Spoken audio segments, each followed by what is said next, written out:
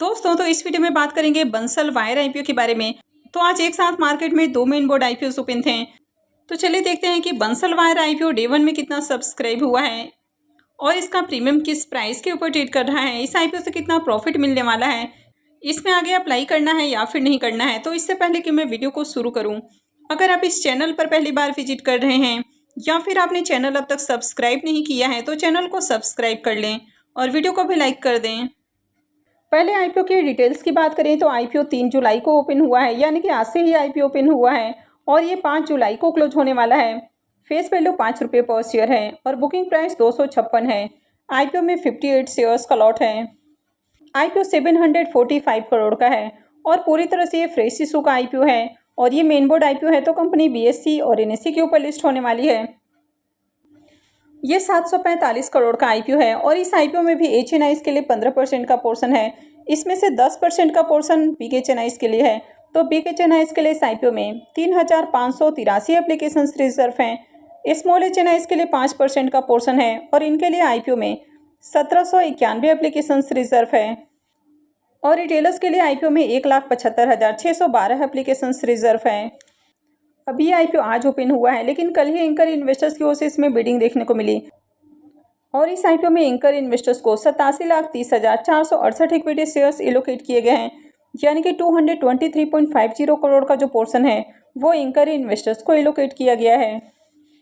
तो चलिए एक बार इसके एंकर लिस्ट को भी देख लेते हैं।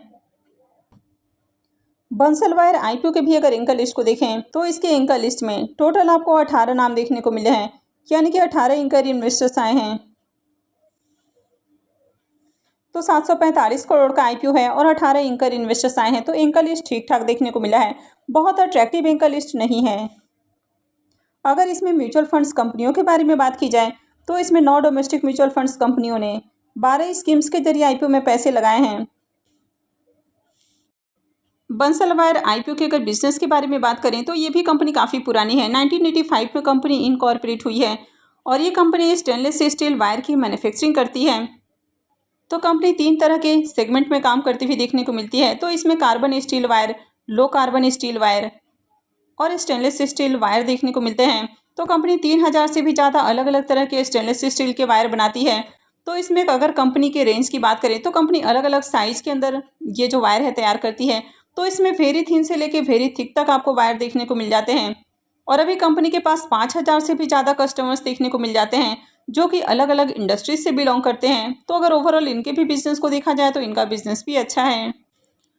और इस कंपनी के फाइनेंशियल को देखें तो यहाँ पर 3 सालों के आपको कंप्लीट फाइनेंशियल देखने को मिलते हैं। फाइनेंशियल 22, 23 और 24 3 सालों के कंप्लीट फाइनेंशियल हैं। तो कंपनी के एसेट और रेवेन्यू को देखें तो ईयर ऑन ईयर इसमें जंप देखने को मिली है। कंपनी के अगर प्रॉफिट को भी देखें तो ईयर ऑन ईयर कंपनी के प्रॉफिट भी बढ़ते हुए देखने को मिले हैं। तो फाइनेंशियल 22 के अंदर कंपनी ने जहां 57 करोड़ का प्रॉफिट बनाया, फाइनेंशियल 23 के अंदर देखें तो 59 करोड़ देखने को मिला है। तो 22 से 23 के बीच में ज़्यादा उछाल नहीं है, लेकिन 23 से 24 के बीच में देखें तो शानदार जंप देखने को मिली है। फाइनेंशियल 23 के अंदर कंपनी जहां 60 करोड़ के आसपास प्रॉफिट बना रही है, फाइनेंशियल 24 में देखें तो 78 से 69 करोड़ के अराउंड देखने को मिल रहा है। कंपनी के नेटवर्थ और रिजर्व भी कंटिन्यू इंक्रीज हुए हैं और अगर कंपनी के ऊपर डेट को भी देखें तो कंपनी के ऊपर 681 करोड़ का डेट है। हालांकि कंपनी के पास जितना डेट है आगे ये कम होने वाला है, क्योंकि कंपनी आईपीओ से जो फंड रेज करने वाली है तो उसमें से 452 करोड़ रुपए डेट के भुगतान के ऊपर खर्च करेगी। तो आगे कंपनी का डेट बहुत कम होने वाला है। और वैसे भी देखें तो कंपनी के पास काफ़ी अच्छा रिजर्व है और कंपनी अच्छा प्रॉफिट भी बना रही है, तो इसका फाइनेंशियल भी काफ़ी अट्रैक्टिव है। इसका मार्केट कैपिटलाइजेशन 4000 करोड़ का है, तो ये स्मॉल कैप साइज की कंपनी है। कंपनी की आरओई को देखें तो ये 21.19 का है, तो ये अच्छा है। आरओसी को भी देखें तो ये भी 18.46 का है, तो ये भी अट्रैक्टिव है। डेट टू इक्विटी रेशियो 1.48 का है, लेकिन ये आगे कम होने वाला है क्योंकि कंपनी आईपीओ के जरिए जो फंड रेज करने वाली है तो उससे कर्ज का भी भुगतान करेगी। रिटर्न ऑन नेटवर्थ को भी देखें तो ये भी 18.27 का है, तो ये भी अच्छा है। हालांकि जो पैट मार्जिन है वो 3.19 का देखने को मिला है, तो पैट मार्जिन थोड़ा सा कम देखने को मिल रहा है। तो चलिए अब देख लेते हैं कि आईपीओ आज डे 1 में कितना सब्सक्राइब हुआ है। आईपीओ के डे 1 के सब्सक्रिप्शन को देखें तो पहले दिन ही आईपीओ 1.88 टाइम्स सब्सक्राइब हुआ है। तो इस आईपीओ में भी काफ़ी बढ़िया एप्लीकेशंस लगते हुए देखने को मिला है। क्यूआईबीएस पोर्शन में आईपीओ 0.01 टाइम्स सब्सक्राइब हुआ है। तो क्यूआईबीएस की ओर से डे 1 में ज़्यादा एप्लीकेशंस नहीं लगे हैं और इनकी ओर से 84,448 इक्विटी शेयर्स के लिए बिडिंग आई है। वहीं पर HNI's पोर्शन 2.58 टाइम्स सब्सक्राइब हुआ है। तो HNI's की ओर से पहले दिन ही बढ़िया डिमांड देखने को मिली है और HNI's पोर्शन 2.5 गुना से ज़्यादा सब्सक्राइब हुआ है। इसमें big HNI's portion 2 times subscribe हुआ है और small HNI's portion 3.76 times subscribe हुआ है। रिटेल पोर्शन में भी IPO को 2.64 टाइम्स सब्सक्राइब किया गया है। तो रिटेल पोर्शन भी 2.5 गुना से ज़्यादा सब्सक्राइब हुआ है और रिटेलर्स की ओर से पहले दिन ही देखें तो 4,32,842 एप्लीकेशंस लगे हैं, यानी कि पहले दिन ही काफ़ी अच्छी डिमांड देखने को मिल रही है और डे 1 में ही HNI's और रिटेलर्स की ओर से खूब एप्लीकेशंस लगे हैं। इस IPO में लॉट साइज को देखें तो 58 शेयर्स का लॉट है और एक लॉट के ऊपर इन्वेस्टमेंट अमाउंट 14,848 रुपये रहने वाला है। इस कंपनी में प्रोमोटर्स की होल्डिंग अभी 95.78% है और IPO आने के बाद प्रोमोटर्स की होल्डिंग कम होने वाली है।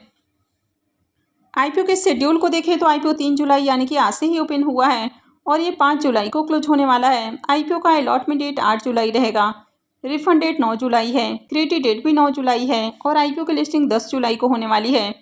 तो चलिए अब इसके प्रीमियम को भी देख लेते हैं कि प्रीमियम किस प्राइस के ऊपर ट्रेड कर रहा है और इस IPO में आगे अप्लाई करना है या फिर नहीं करना है। बंसल वायर IPO का प्रीमियम अभी 60 रुपये के ऊपर देखने को मिल रहा है। तो पहले इसका प्रीमियम 66 रुपीज़ के ऊपर देखने को मिला, उसके बाद 62 रुपीज़ के ऊपर और अभी ये 60 रुपीज़ के ऊपर ट्रेड कर रहा है। तो प्रीमियम में गिरावट देखने को मिल रही है। हालांकि मार्केट में देखें तो IPO की काफ़ी अच्छी डिमांड आपको देखने को मिली है। पहले दिन ही देखें तो IPO में बढ़िया एप्लीकेशंस लगा है। कंपनी का बिजनेस अच्छा है, कंपनी के फाइनेंशियल भी अट्रैक्टिव हैं। हालांकि IPO का जो एंकर लिस्ट आया है वो ज़्यादा अट्रैक्टिव नहीं है, लेकिन एंकर लिस्ट बहुत ख़राब भी नहीं है, बढ़िया एंकर लिस्ट है, लेकिन बहुत अच्छा एंकर लिस्ट भी नहीं बोला जा सकता है। और ये IPO भी काफ़ी ज़्यादा ओवर वैल्यूड प्राइस के ऊपर आते हुए देखने को मिला है।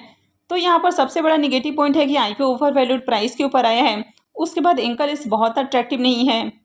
हालांकि प्रीमियम देखें तो प्रीमियम आपको अच्छे प्राइस के ऊपर देखने को मिल रहा है। तो फिलहाल प्रीमियम 60 रुपीज़ के ऊपर ट्रेड कर रहा है। IPO में 58 शेयर्स का लॉट है।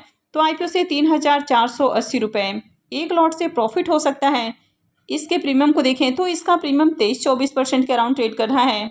तो इसका प्रीमियम भी देखें तो प्रीमियम भी आपको डिसेंट प्राइस के ऊपर देखने को मिल रहा है और ओवरऑल मार्केट में डिमांड भी है। तो इस IPO में अप्लाई किया जा सकता है, लेकिन IPO में लास्ट डे में अप्लाई करना ज़्यादा अच्छा है। तो अगर आगे प्रीमियम के अंदर गिरावट देखने को मिलती है और अगर QIBs की ओर से ज़्यादा एप्लीकेशंस नहीं लगते हैं तो ऐसे में IPO की लिस्टिंग अट्रैक्टिव प्राइस के ऊपर देखने को नहीं मिलेगी। वैसे ओवरऑल देखें तो डिमांड है, लेकिन अगर आपको किसी भी तरह का रिस्क नहीं उठाना है तो इस IPO में लास्ट डे ही अप्लाई करना ज़्यादा अच्छा है। तो आई होप कि आपको वीडियो यूज़फुल लगी होगी। तो अगर आपने वीडियो को अब तक लाइक नहीं किया है तो वीडियो को लाइक कर दें और चैनल को भी सब्सक्राइब करके रखें। और वीडियो को अंत तक देखने के लिए आप सबका बहुत बहुत धन्यवाद।